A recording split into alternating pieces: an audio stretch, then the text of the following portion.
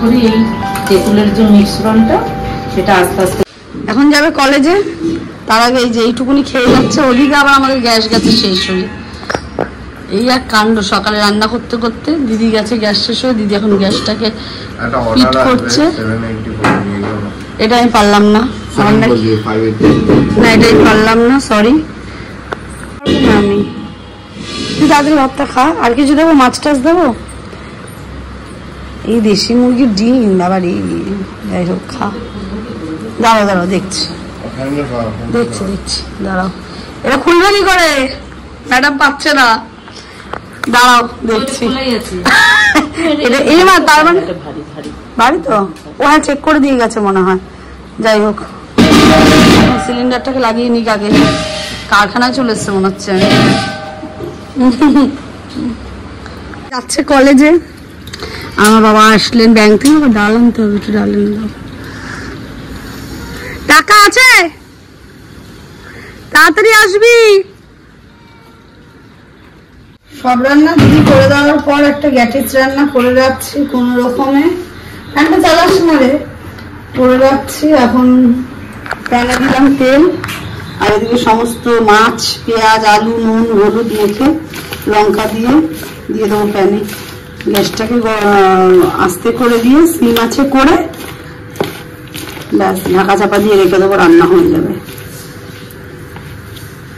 সময় বাঁচবে, কুড়ে মানুষের জন্য সুবিধা, সমস্ত কিছু।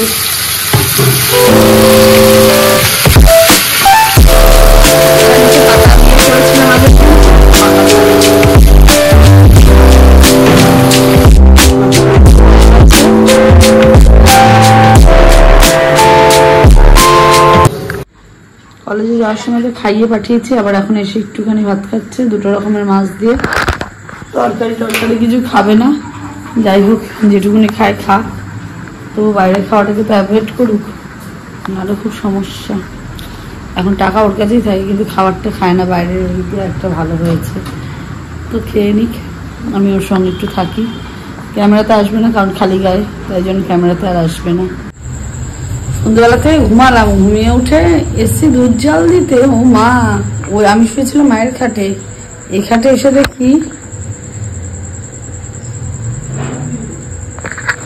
এনারা মা আর বাচ্চা মিলে ঘুমাচ্ছে। তাহলে ভাবো কি করে একটু ঘুমাবো, এইভাবে ঘুমানো যায়? আর আমার ছেলে ওপরে চলে গেছে এদের থেকে। এটা ছোটটার অবস্থা কি, কিভাবে ঘুমাচ্ছে, কোনো ওঠাউঠি শ্রেণী নেই, হা করে নিঃশ্বাস নিচ্ছে। যে মাটা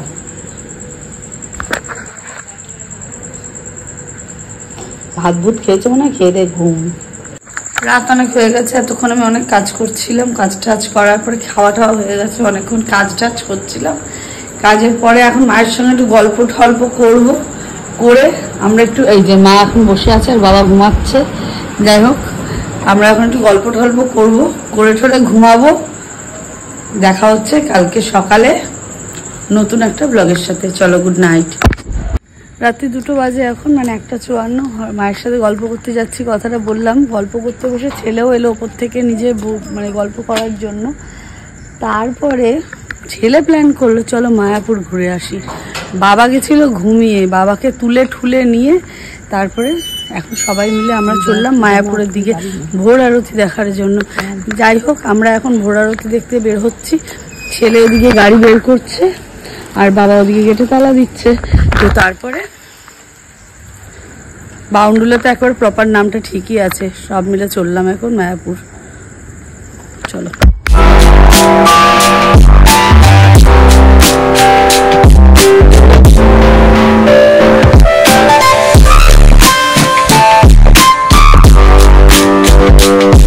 রাস্তায় বেরিয়ে আমার ছেলে স্টার্ট হয়ে গেল খাওয়া দাওয়া।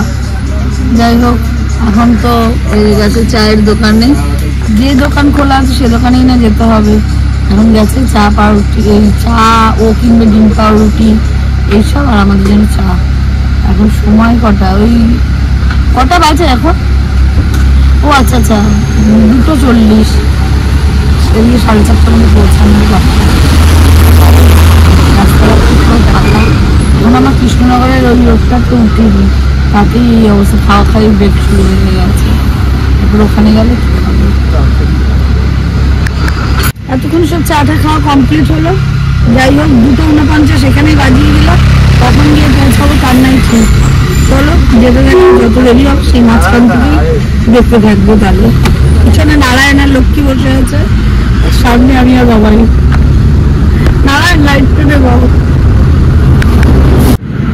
চায়ের দোকানে চা খেলাম, ক্রিম রোল নিয়ে বসে আছে, ক্রিম রোল খাবো।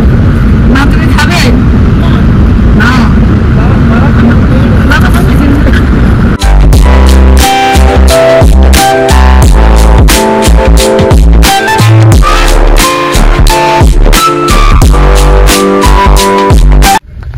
সব একসঙ্গেই ঢুকছি আমরা ভোর আরতি দেখার জন্য। হ্যাঁ, এরা সবাই আরতি করে গো বাবা, আর ওনারা মনে হয় চলে যাচ্ছে, তাই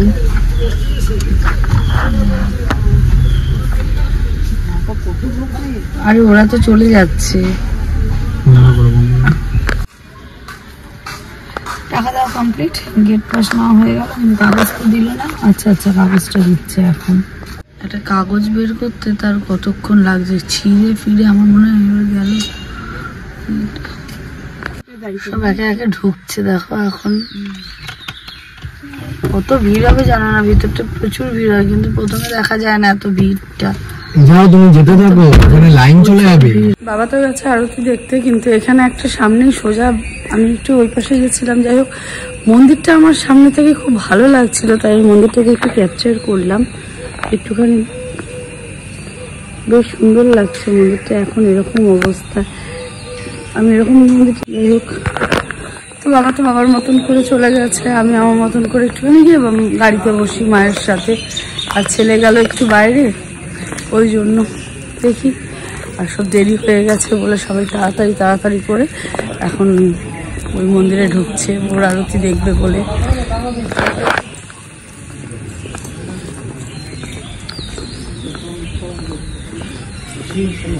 আরো বেশি ক্লিয়ার দেখা যাচ্ছে মন্দিরটা এখান থেকে।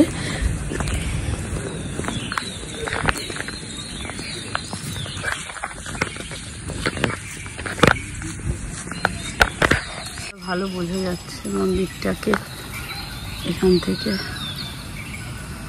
আর ওখানে গাড়ি রাখা, আমি গাড়ির সামনেই চলে যাবো। অনেকক্ষণ পর আমার বাবাকে খুঁজে পাওয়া গেছে। এতক্ষণ ধরে আমরা অপেক্ষায় ছিলাম, আমার বাবা মনে হয় হারিয়ে গেছে। ওই যে আমার বাবা হারিয়ে ফেলেছে ইস্কন মন্দিরে। বাথরুমে চলে গেছে বাবা। যাই হোক, বাবাকে ফিরে পাওয়া গেছে, আমাদের মধ্যে বাবা আবার উপস্থিত হয়েছে। আমরা এখন খুশি খুশি কিছু খাবো, চা পা খেয়ে বাড়ির দিকে। তো আমাদের হয়ে গেল এখন এর মতন মায়াপুর ঘোরা। এখন যাবো বাইরে, যা বললাম, বাইরে যাবে, কিছু খাবে, চা ফা খাবে, খেয়ে সোজা ঘরে মানে বাড়িতে। যাই হোক, ফুল তুলছে ওখানে দেখলাম একজন।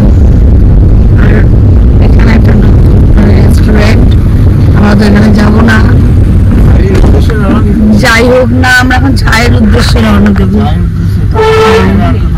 তুমি লাইট ভোর খালি বাড়ির উদ্দেশ্যেই রওনা দাও। তুমি আর কি, তোমাকে হারিয়ে ফেলেছিলাম আমরা। খুব সুন্দর সুন্দর মন্দিরগুলো রয়েছে এদিকে।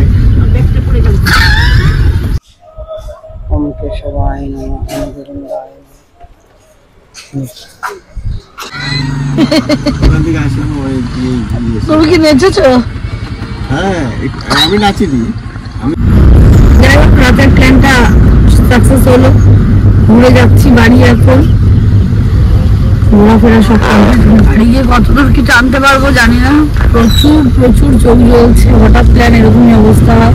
আগে যদি প্ল্যান করতো তাহলে একটু নয় দুপুরবেলা ঘুমিয়ে নেওয়া যেত। তাও আমি একটু সন্ধ্যেবেলা ঘুমিয়েছি। এই ছেলে তো ঘুমায়নি কলেজ থেকে আসার পরে, খেয়ে দিয়ে উপরে বসে কাজ করছিল, ওরই বাপরে কাজ করছিল। যাই হোক, এ এখন চোখ ভেঙে আসছে ঘুমে, আর মুখে কিছু দিয়েছে, দিয়ে এখন চলুক। আর আমরা ওর সঙ্গে গান চালিয়ে জোরে নাচতে নাচতে যাবো। আর আমার বাবা তো ওখানে নাচ কমপ্লিট করে এসছে বললো। তাই হোক, মা তো নাচলো না। আমি তাহলে এখন বাড়ির দিকেই যাই, রাস্তা তো ফাঁকাই আছে। তাহলে আজকের মতন ব্লগটা এখানেই এন্ড করছি। একটু পরে আবার ব্লগ স্টার্ট হবে।